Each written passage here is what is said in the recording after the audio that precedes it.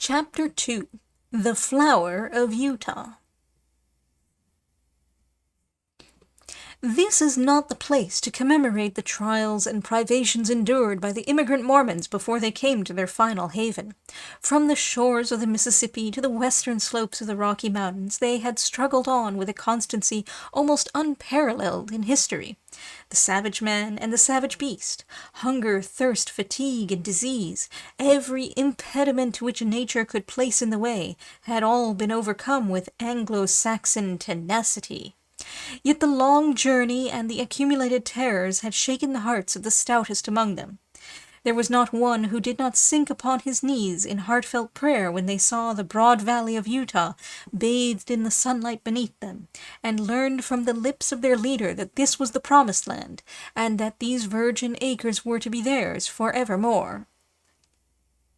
Young speedily proved himself to be a skillful administrator as well as a resolute chief. Maps were drawn and charts prepared, in which the future city was sketched out. All around, farms were apportioned and allotted in proportion to the standing of each individual. The tradesman was put to his trade and the artisan to his calling. In the town, streets and squares sprang up, as if by magic. In the country there was draining and hedging, planting and clearing, until the next summer saw the whole country golden with the wheat crop. Everything prospered in the strange settlement. Above all, the great temple which they had erected in the center of the city grew ever taller and larger. From the first blush of dawn until the closing of the twilight, the clatter of the hammer and the rasp of the saw was never absent from the monument which the immigrants erected to him who had led them safe through many dangers. The two castaways, John Ferrier and the little girl who had shared his fortunes and had been adopted as his daughter, accompanied the Mormons to the end of their great pilgrimage.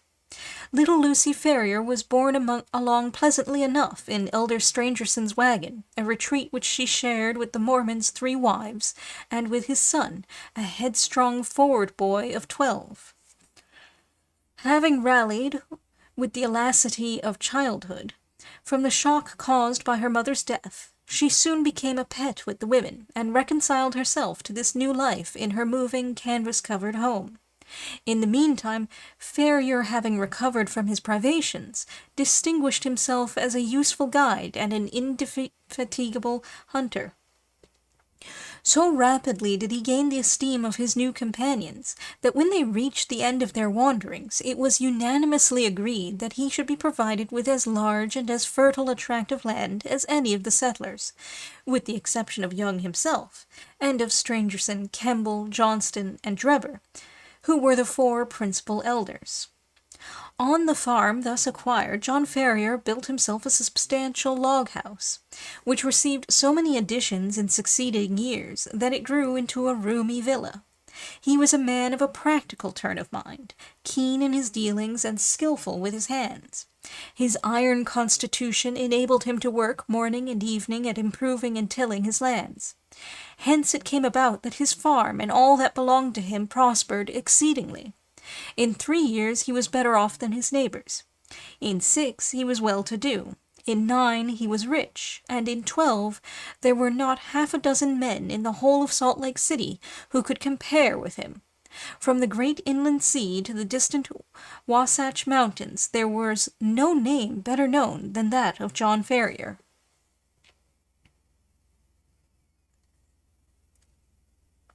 There was one way, and only one, in which he offended the susceptibilities of his co-religionists. No argument or persuasion could ever induce him to set up a female establishment after the manner of his companions. He never gave reasons for this persistent refusal, but contented himself by resolutely and inflexibly adhering to his determination. There were some who accused him of lukewarmness in his adopted religion, and others who put it down to greed of wealth and reluctance to incur expense. Others, again, spoke of some early love affair, and of a fair-haired girl who had pined away on the shores of the Atlantic. Whatever the reason, Ferrier remained strictly celibate. In every other respect he conformed to the religion of the young settlement, and gained the name of being an orthodox and straight-walking man. Lucy Ferrier grew up within the log-house and assisted her adopted father in all his undertakings. The keen air of the mountains and the balsamic odor of the pine trees took the place of nurse and mother to the young girl. As years succeeded to years, she grew taller and stronger, her cheek more ruddy, and her step more elastic. Many a wayfarer upon the high road which ran by Ferrier's farm felt long-forgotten thoughts revive in their mind as they watched her lithe, girlish figure tripping through the wheat-fields, or met her mounted upon her father's mustang, and managing it with all the ease and grace of a true child of the West.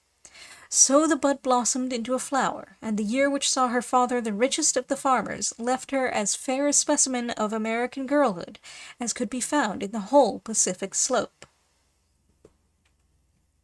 It was not the father, however, who first discovered that the child had developed into the woman. It seldom is in such cases. That mysterious change is too subtle and too gradual to be measured by dates.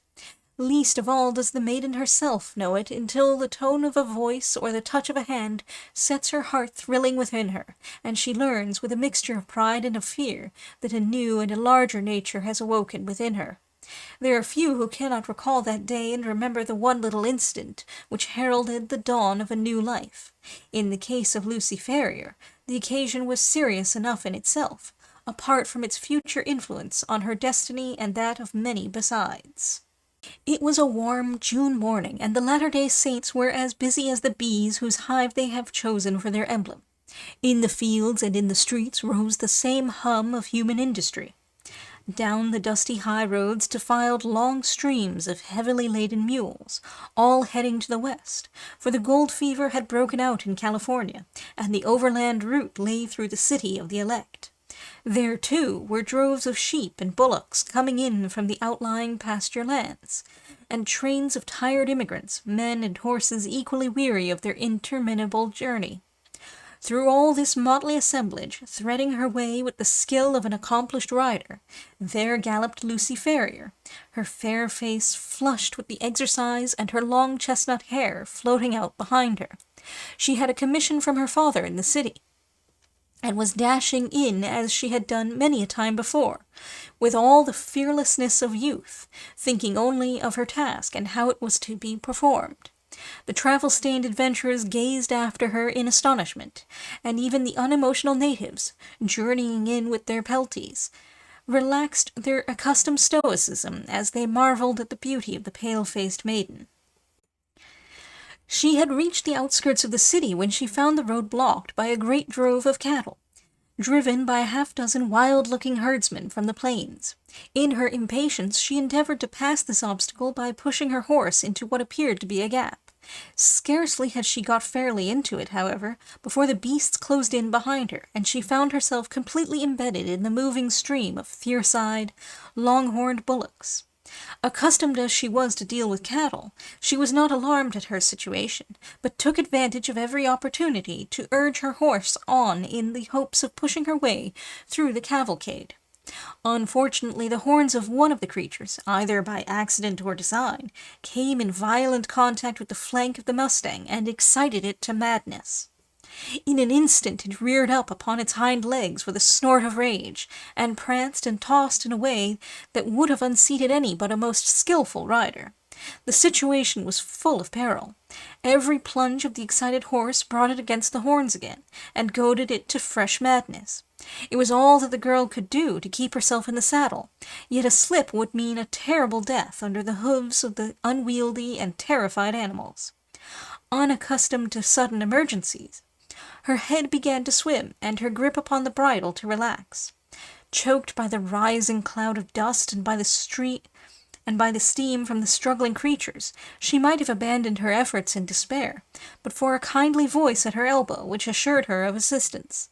At the same moment a sinewy brown hand caught the frightened horse by the curb, and forcing a way through the drove, soon brought her to the outskirts. "You're not hurt, I hope, miss?" said her preserver respectfully.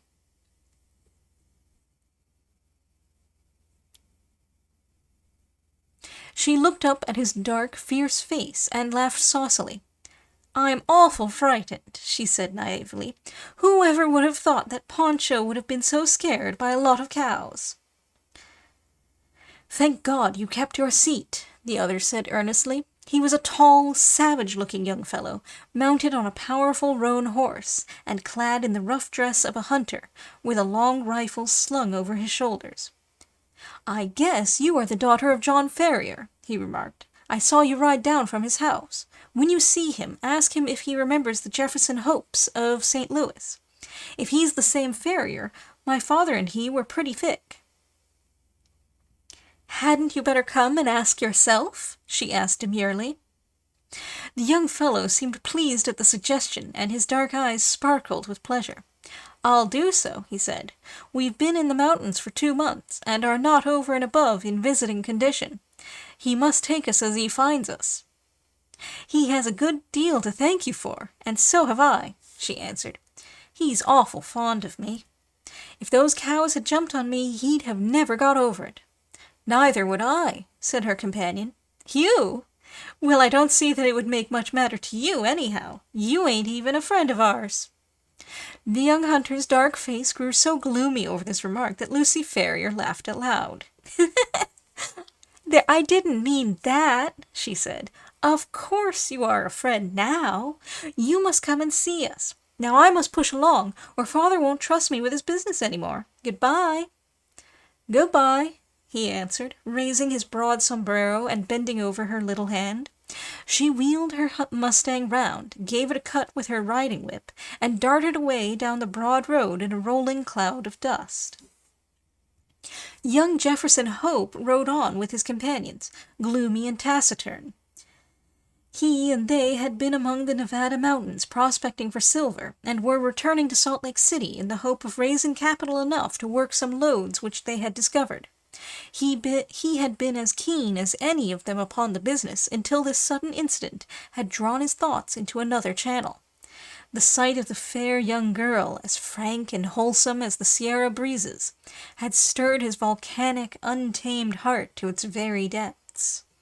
When she had vanished from his sight, he realized that a crisis had come in his life, and that neither silver speculations nor any other questions could ever be of such importance to him as this new and all-absorbing one.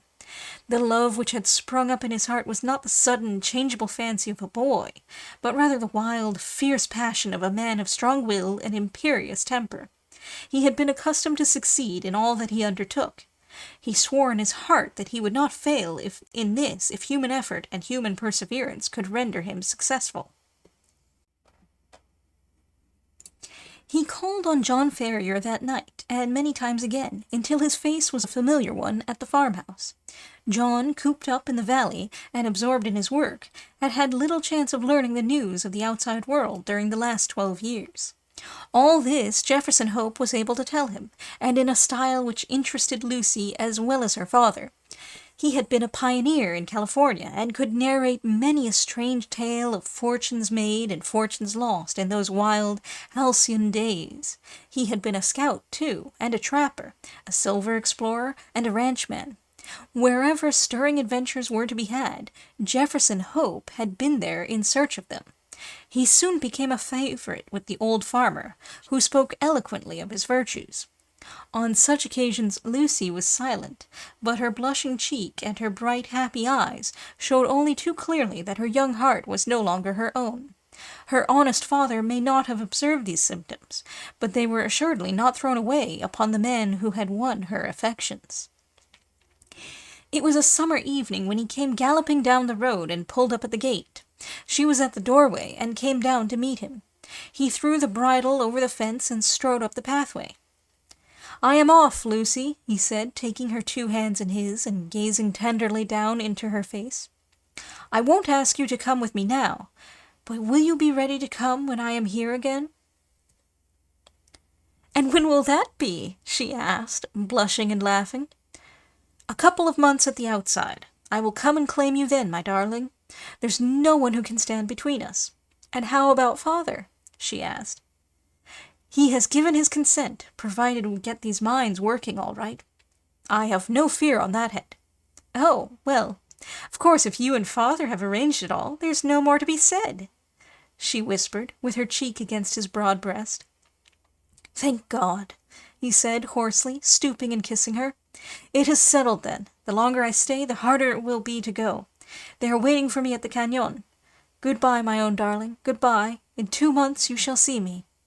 He tore himself from her as he spoke, and, flinging himself upon his horse, galloped furiously away, never even looking round, as though afraid that his resolution might fail him if he took one glance at what he was leaving. She stood at the gate, gazing after him until he vanished from her sight. Then she walked back into the house, the happiest girl in all Utah.